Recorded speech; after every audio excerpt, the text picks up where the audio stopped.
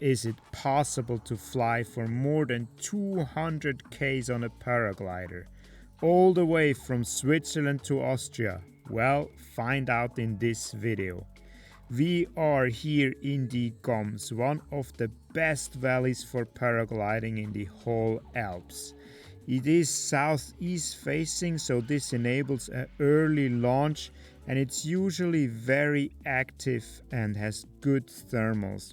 I'm just being very selective. I'm taking the best climbs and taking it up to base here. And I'm already coming up to the Grimsel Pass, which is one of the first kind of key steps in this flight. Often there's a northerly wind on the Grimsel Pass, which makes things tricky, but on this day there was a strong southwesterly wind that keeps me pushing towards Austria and also helps me easily to fly over the Furka Pass.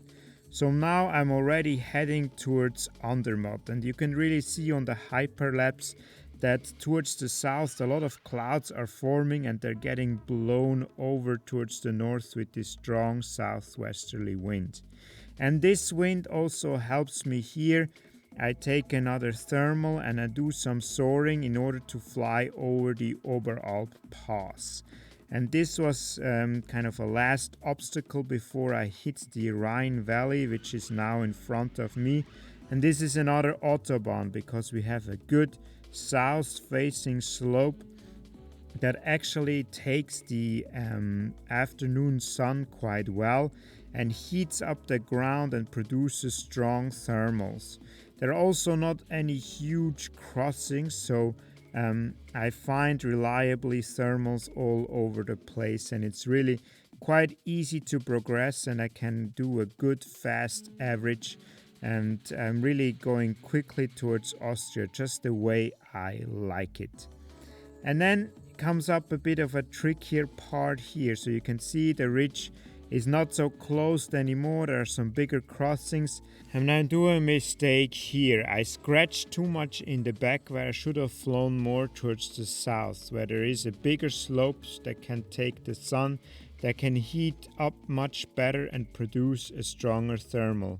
But ultimately I realize my mistake and I go there and actually find a strong climb, which puts me right back into racing mode. As you can see, the clouds are quite well defined and they guide me and they show me also where the good thermals are. So it's really quite easy to progress in this section. So soon enough there comes up a big valley crossing, and here we go towards the Calanda. That is a tricky part in the flight because the next valley crossing is huge and I want to get up as high as possible in order to make this valley crossing and not land in the middle of the valley. So once I have climbed up as high as I can, I fly over to the other side and I try to arrive as high as possible.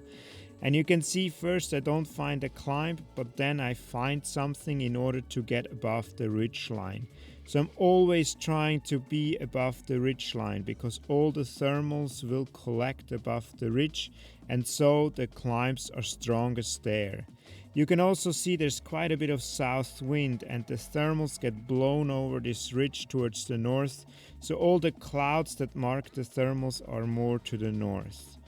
And I'm heading with the wind and I'm crossing here over into the Prättigau, and things get a bit more tricky because there's quite a bit of development, a touch of too much, and you can see the slope here is quite shaded in, and this hampers the thermal development, so I need to scratch down low and I have to throw in some time. I have to show some patience in order to climb back up and continue my journey towards Austria.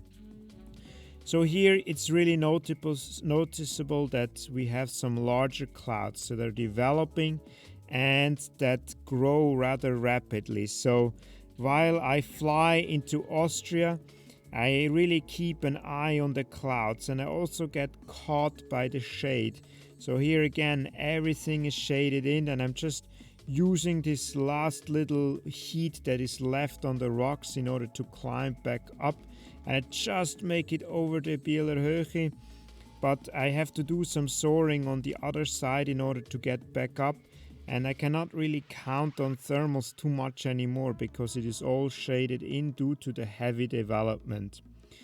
So what has started as a super promising day is now kind of shutting down. So you can see I'm just flying from ridge to ridge. I'm doing quite a bit of soaring because there is quite a bit of wind, but I cannot count on too much thermic activity anymore because it's heavily shaded in, and I head towards my goal. You can also see that there is quite a bit of development, and this looks not too good. So there's also some rain starting to form on the course line, and here I decide, okay, I had enough. I spiral down and I land before the wind and the rain gets too heavy. You can see there are a few drops already. The wind is relatively strong. It has pushed me all the way from Switzerland to Austria, so this was cool.